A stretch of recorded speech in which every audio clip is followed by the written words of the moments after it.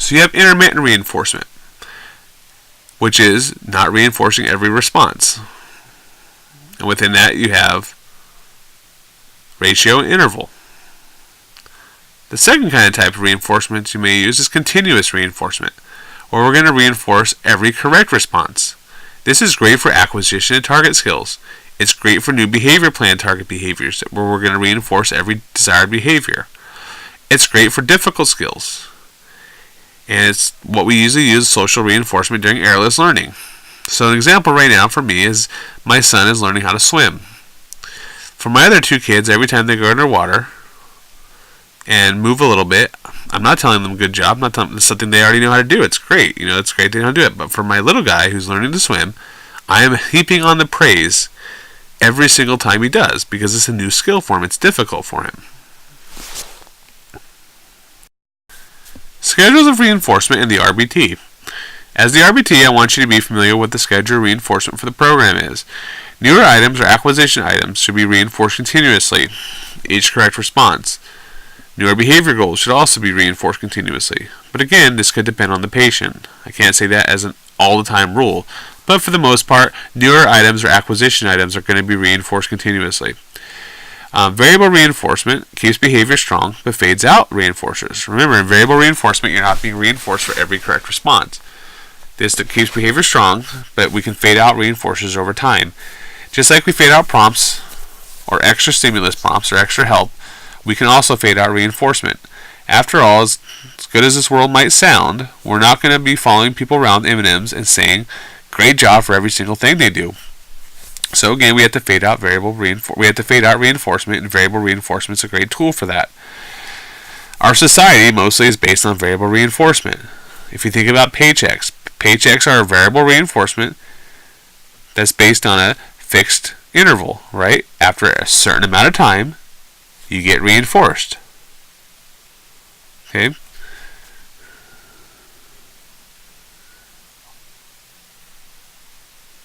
But again, continuous reinforcement also helps us to learn new skills or to get that big project done.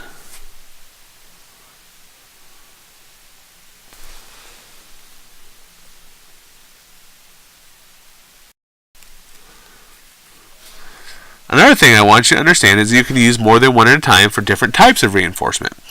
For example, I will use continuous reinforcement schedule in regards to social reinforcement and a variable one in regards to tangibles. I'll say good job or fantastic work, etc. for correct responses, but I'll give a favorite toy or candy for every few responses.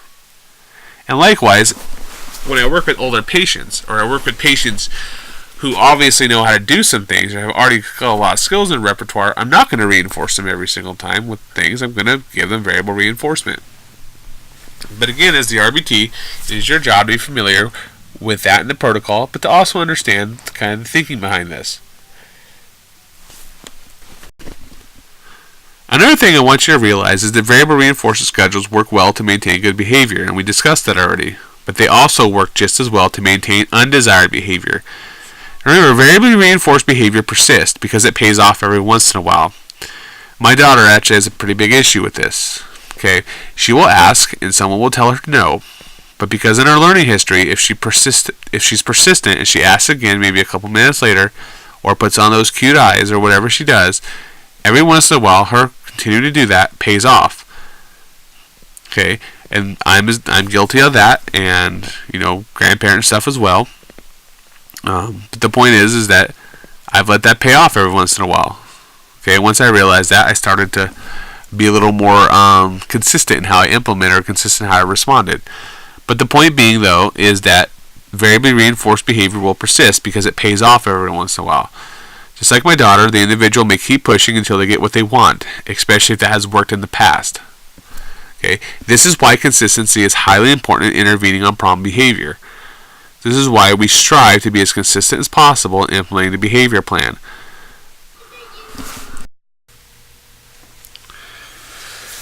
Reinforcement comes in two flavors, conditioned or unconditioned.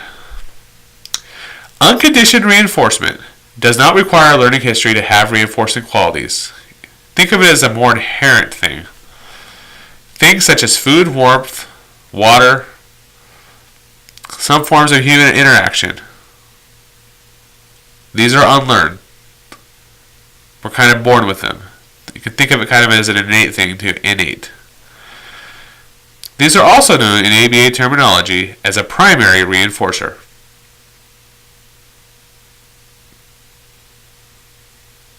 Again, unconditioned reinforcement does not require the learning history to have reinforcing qualities. It is more inherent. When an infant is born, they engage in behaviors that seek out the mother's breast milk or some sort of food. They do not need to learn how to do that. Food is a good thing. It's desirable.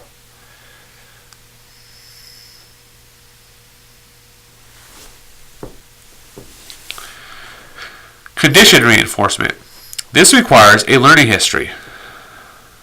Previously neutral stimuli become a reinforcer through association or pairing with established reinforcers. This takes place over time. This is also known as secondary reinforcement or secondary reinforcers. Stickers, tokens, toys, those are all examples of secondary reinforcers. Stickers, a star sticker to someone who's never seen one or has no experience with it getting them anything, is a totally neutral stimuli. It doesn't mean anything to them. They could probably care less. But if every time they get 5 stickers on a chart, they get a favorite toy or a favorite food, it starts to become reinforcing. And they start to work for those stickers.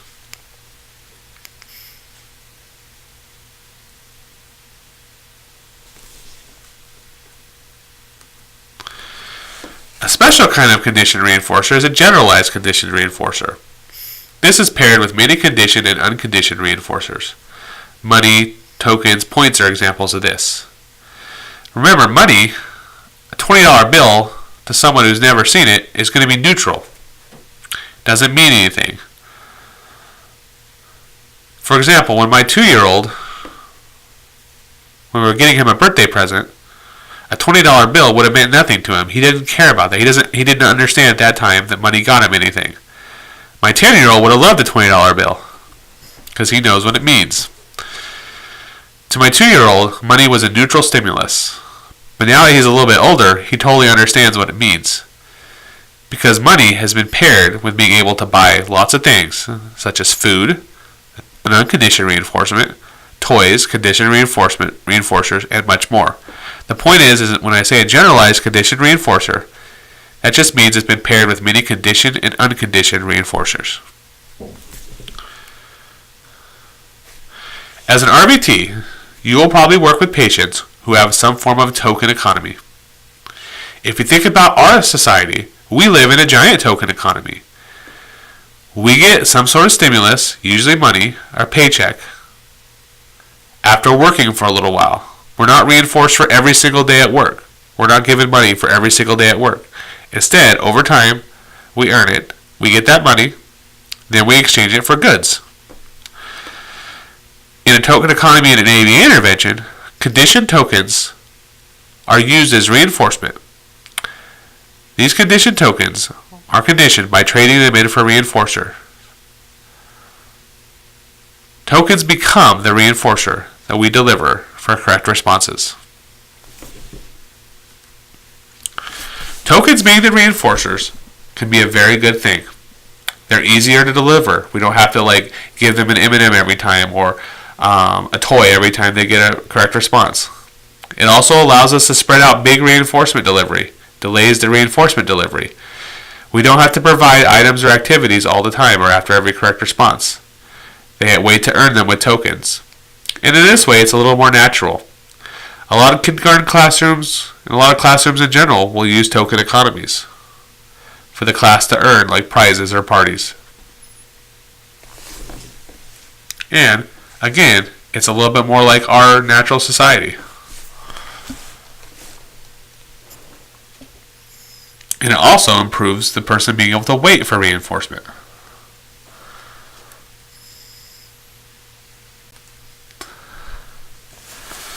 But first, we have to condition those tokens.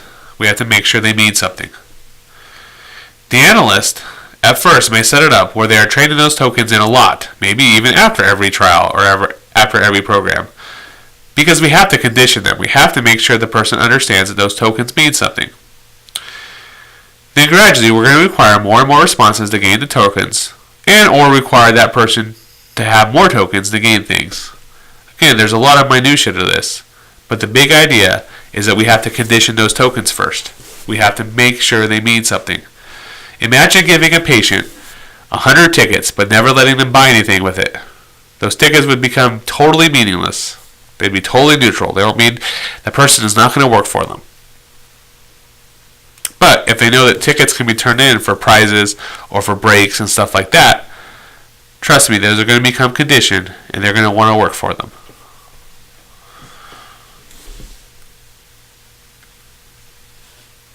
So, here's some reinforcer properties or types of reinforcement that you may use.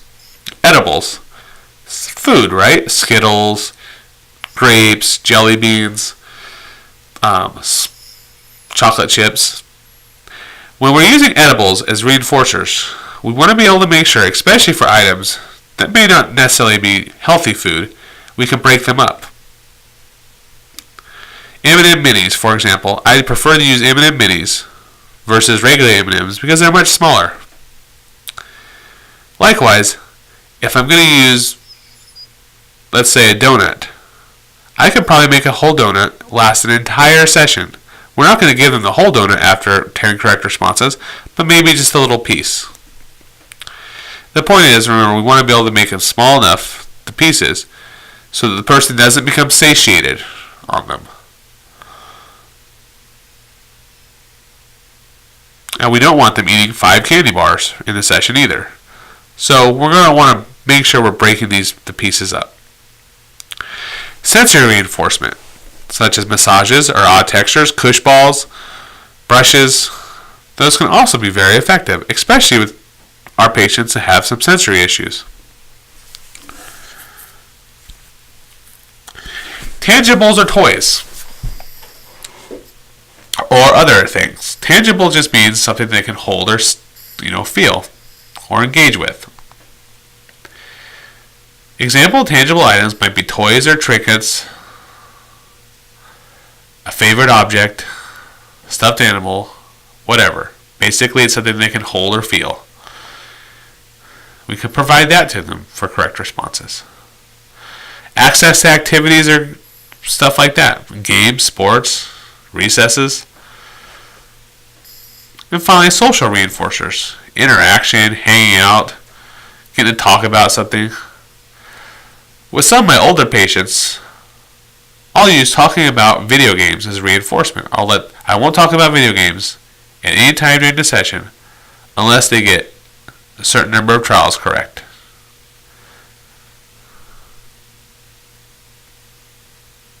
That may seem a little weird or a little odd, but remember, I'm working in intervention. Okay, I'm making sure they can do what I need them to do to address the deficits. And then, once they can show me that, once they get the correct responses, I talk about video games, which increases their future likelihood that they'll engage in the responses I wanted. So all these are different reinforcer properties or types.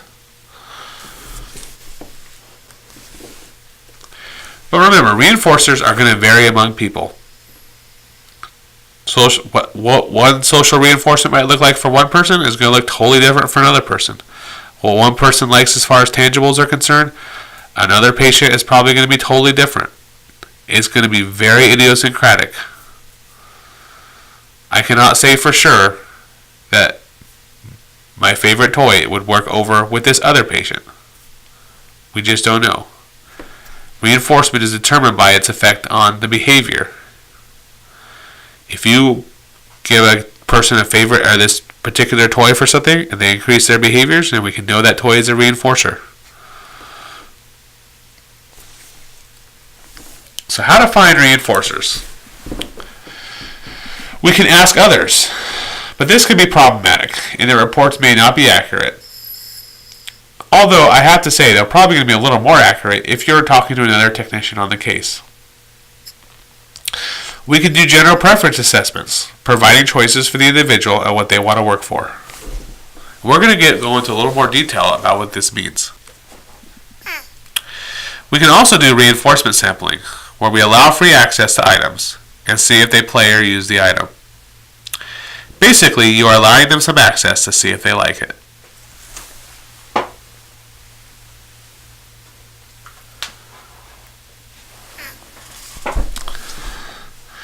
So, let's talk about 3 types of stimulus preference assessments.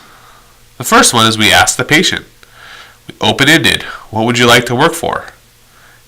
And asking about specific items, force choices. Do you want cars or trains? As a general rule, I use a lot more force choices, because if I ask something like, what do you want to work for? They can answer with anything. But as far as the 3 types of stimulus preference assessments we're going to talk about, it's important to know what open-ended means. It basically means you're asking, what would you like to work for?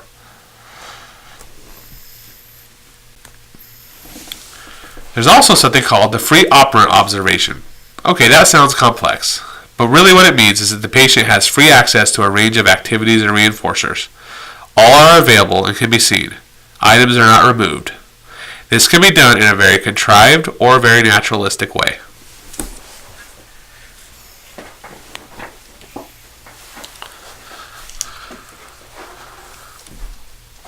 In a contrived situation, you provide samples and place items in view and within reach. You record how long the patient engages with each item. Again, as an RBT, you're probably not going to be doing much of this as far as this kind of specific method. But it is important to know.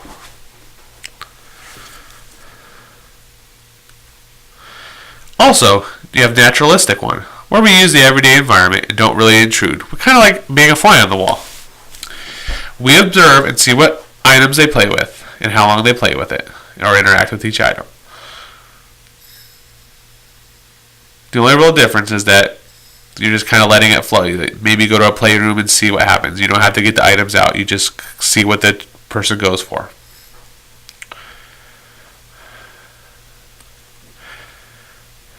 Benefits of the free operation is that the person has access to items. You don't have to remove the items, which means there's less likely to have behavior issues, and is more systematic than simply asking. Again, I don't want you to feel like you have to know this specifically, but just understand that there are several types of preference assessments that have been studied and researched. There's also trial-based methods. We will present stimuli, possible reinforcers to a patient in a series of trials. We'll measure certain things such as whether they look at it, hold it, or engage with it. And then we categorize them into high, medium, or low preference. Again, I want to reiterate, as an RBT, you probably won't be doing much of this, but it's still good to know. So, trial-based method 1, the single stimulus presentation. We're going to present the items one at a time in random order and record the patient's reaction to the item. This is a really good thing for those who have a hard time selecting 2 or more stimuli items or activities. Remember, we're presenting one at a time. Trial-based method 2 would be a paired stimuli presentation. Basically, it's a forced choice method. We present 2 stimuli at the same time and ask the person to choose one. Each stimulus is matched with every other in the set, comparing each item to each other. So, we rank in order from high, medium, and low. So basically, if you had like 4 items, you would compare item 1 with item 2, item 3 with item 4, item 1 with item 3, and so forth, and see which one the person mostly went for. 3, trial-based method 3, is the multiple stimulus presentation. It's kind of like paired stimulus, but with 3 or more stimuli together.